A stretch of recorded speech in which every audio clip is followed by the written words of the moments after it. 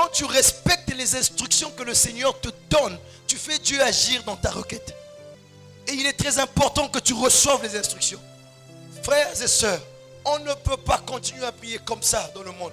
Nous, en tant que fils et enfants de Dieu, nous sommes appelés à être excellents dans notre marche avec le Seigneur. Nous devons comprendre Dieu.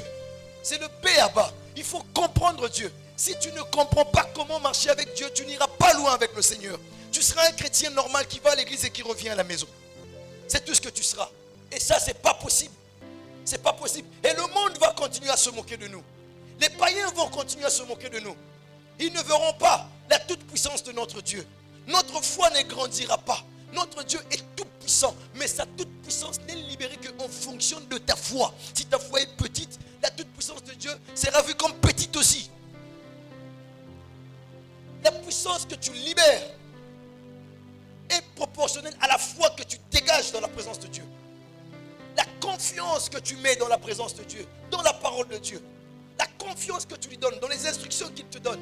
C'est comme ça que les gens peuvent voir ton Dieu agir et reconnaître que ton Dieu est vraiment vivant parce que tu entends et tu reçois les instructions de Dieu. Tu les appliques.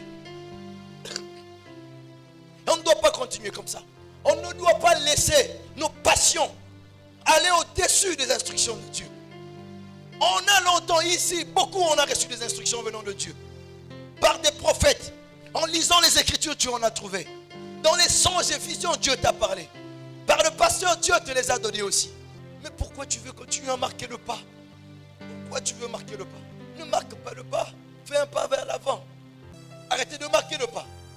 On marque le pas au départ. Mais tu as cru, ça fait combien de temps? Ça fait combien d'années tu as déjà cru? On marque le pas au départ de la foi. Mais après, il faut que tu montes. Obéir à Dieu, c'est une volonté. Ça n'a rien à voir avec un démon de désobéissance qu'on doit annuler puis tu commences à obéir à Dieu.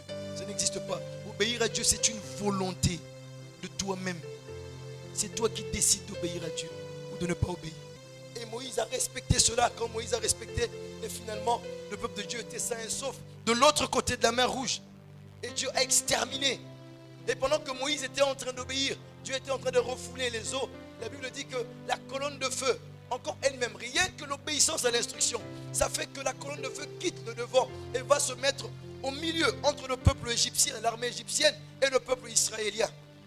Elle s'est mise là au milieu et a donné ténèbres de l'autre côté et a donné lumière vers son peuple afin qu'il traverse toute la nuit parce qu'il faisait nuit. C'était pendant la nuit. Et il ne devait pas avoir peur. Dieu, à cause du respect des instructions par son serviteur, Dieu comprend son peuple. Il donne la lumière à son peuple. Et de l'autre côté, la Bible dit, il était déjà noir, ça faisait nuit. Mais Dieu rajoute encore les ténèbres. Ça veut dire que à cause du respect des instructions, Dieu crée la confusion chez tes ennemis. Déjà, ils sont dans le noir, ils sont dans le péché, ces esprits mauvais. Dieu crée encore en eux une confusion. Quand tu obéis, quand tu écoutes,